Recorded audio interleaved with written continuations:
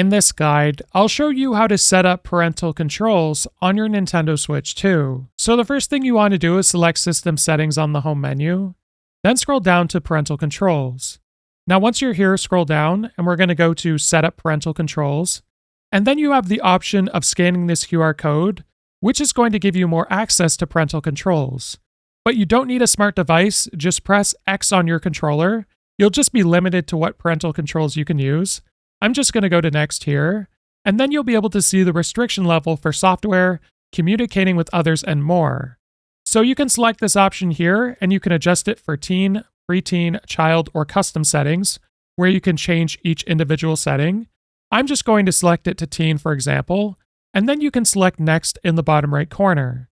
Now it's going to ask you to enter in a PIN. Make sure you remember this PIN as you'll need it if you ever want to turn them off. So I'm going to enter in a 4-digit PIN now and press OK.